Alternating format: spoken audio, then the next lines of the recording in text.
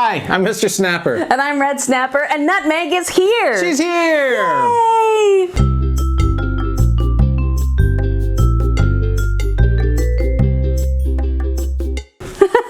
And she wants to leave.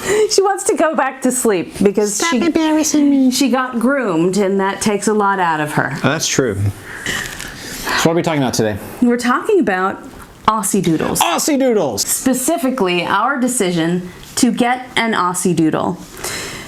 We have mutts. We've had purebred dogs. And now, so you don't, because I know we look much younger than we are, we've been together for like 3 decades. So yes. We've had a number of dogs over that span of time. So you don't think that like, what happened to all these dogs? Where did they go? Right. Where did these 20-somethings? Where did all their dogs go? No, we've been together since we were very young. Absolutely. So our first 2 dogs were Dalmatians, Holly and Piper. Yes. And then our third dog that we had was the Doodlebug. Was the Doodlebug, and she was maybe half Dalmatian and pit bull mix. We were told that she was Dalmatian, pure Dalmatian, but I mean, you can see she's got spots, but she definitely has some pit bull in her, and she was such a sweet dog. She was. And then we got Buster. Yeah, this weirdo. Yeah, and we got Buster, and then we adopted Coca. And then we moved on to our third child. Doodlebug was definitely pit bull mix. Buster is, we thought he was Jack Russell Terrier and Staffordshire Terrier, but then we did a 23andMe for dogs test, and I'm going to save that secret till a little bit later in this video. And then of course Coca is a shepherd and what's the other one? Boston Terrier. Boston Terrier. She's mix. Herding dogs, so she's very smart, very, very smart. Also scared of loud noises. Very. So this little baby, how did we get to an Aussiedoodle? My friend Rob had an Aussie, and he talked about how Aussies are so amazing and they're smart and they're brilliant. And we saw Aussies when we would take Bus and Coca to Dogtopia for camp. And I thought they were so adorable and smart and fluffy. So there was an appeal there with the intelligence. I like the intelligence of a herding dog. They figure things out. Coca is very bright. Very smart. Scary smart. Scary smart. Bus, he's a smart guy too in his own way. He's a bit of a dingus. But so here's the thing. We did the genetic test on Buster thinking that he was Jack Russell Terrier, Staffordshire mix, something. But it turns out that he's actually a miniature poodle. I mean, mix, but look at him. Like, you would not think this unless you look at his nose, because it has that sort of like that poodle bump in the nose. But he's a miniature poodle mix. Miniature poodle and Staffy are like the major pieces of his puzzle. Components, yes. And he is the most loyal dog I think we've ever had, ever. And he's a bit of a Velcro dog. He's very much a Velcro dog. There's a reason that he pitter-patters all around anything that I do on camera. He finally fell asleep because he's an old man. But we like the curiosity and the loyalty of the poodle and the herding intelligence of herding dogs, or the Aussie. Yeah. We wanted the best chance, and by getting a dog, an Aussiedoodle, we would have the Aussie, we would have the Doodle, so we'd give ourselves the best shot at having somebody who could do something on stage potentially, but would still be a great member of the family, even if the stage stuff doesn't work out. I contacted a few breeders. Once we decided this is what we're going for, I contacted a few breeders. I started a savings account so that I could put money aside, because when you curate your dog, you're going to pay more than you would if you adopted from a shelter. At least initially. I mean, Buster, I think, has been the most expensive dog, but that's just health and stuff. But if you're buying from a breeder, you need to plan to pay. And there are a lot of expenses that go into breeding dogs.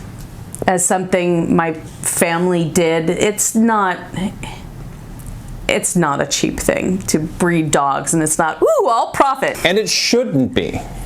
You don't want to work with a breeder who's just in it for the money. Exactly. There's love of the dogs there.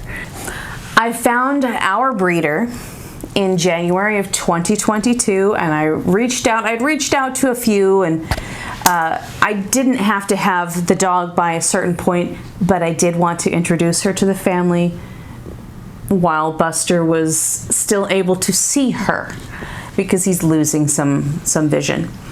So I told the breeder, this is what my heart's desire would be. You never know what you're going to get. But I would love a dog who is a chocolate merle. I'd love a little girl who's got marbly eyes. Blue eyes would be amazing. She's got a little marble going in her eyes. That would be fantastic. It just so happened I reached the breeder the weekend before she was going to breed her dog. And I was like, great, do you need a deposit? Let's do this, you know. And there was another breeder who had puppies coming around the same time. They were going to be a month later. So if plan A didn't work out, getting something from this breeder, there was another breeder that I could connect with if I wanted one by a certain date. And I was excited. I was ready to get my puppy. So she was born in March, and we had a baby that we brought home in May. It was delightful to experience from the very beginning, you know, knowing that the puppy is gestating, and I'm like, any news on the babies? I got texted after they were born. I got a picture of her right away, and I'm like, here, take my money. I want this little girl. That was a very exciting and unique experience for us. It's totally fine to adopt a mixed breed dog. We have done that. And we would gladly do it again. But we didn't know the trauma that Coca and Buster went through before we brought them home as puppies who were a little bit older. I mean, Coca's really smart, like we've said, and she's done some trick training as well. Mm-hmm. But she is terrified of loud noises. Yes, she is. She's, for the longest time, she was terrified of men with beards, men with hats. Mm-hmm. So as wonderful a dog as she is, it'd be very difficult to get her ready for stage. There'd be a lot of issues to have to work through that are unrelated to the performing ability, which she definitely has. She does. There are a lot more hurdles for her to find success. Yep. She can do things at home on camera. She can absolutely. Sure. And she's great with other dogs. She loves going to camp. She loves dogs. She tolerates people. She loves dogs. But there are a few things that get in the way for her. Well, and we don't want to put her in an environment where there would be loud noises, because there's going to be an audience applauding, there's going to be music playing, all of that. Yeah, it's just not good for her to put her through that. Exactly. We want to set everyone up for success. Buster is scared of trucks. Also, he's old. And while old dogs can learn new tricks, he is not nearly as mobile as he was. No. And we don't, he's scared of trucks, and he came to us with that. He also had some physical challenges that we think may have related to the situation that he was born into. Yeah. Because he was a street dog. This is our first time out. If we trained dogs for stage for years, we'd be like, great, give me a 12-year-old, I'll teach him how to do a back bend and a high kick and pas de bourrée, and we're good. And I admire that. There are trainers, professional trainers, like Omar von Muller, who trained Uggy, the wonderful dog that was in The Artist and Water for Elephants, who will take, and some of our favorite trainers, the stunt dog Spectacular. Yes. They'll take rescue dogs and train them for the stage and train them for the screen, and that is amazing. And they have so much experience and can probably train circles around us. We're not quite there yet, so yeah. Yeah, we admire. So much admire. Yes, and we're not there yet. Not quite. But we're working on it. We're really excited though for our first time getting this baby to the stage. And we're glad that you're joining us for this, because it's going to be a lot of fun. Yes, as we're taking this one into the family business as an entertainer. So be sure to like and subscribe. And hit the bell for notifications. There you go. Pavlovian-like notifications. Thanks for joining us so much. We'll see you in the next one. Bye. Bye.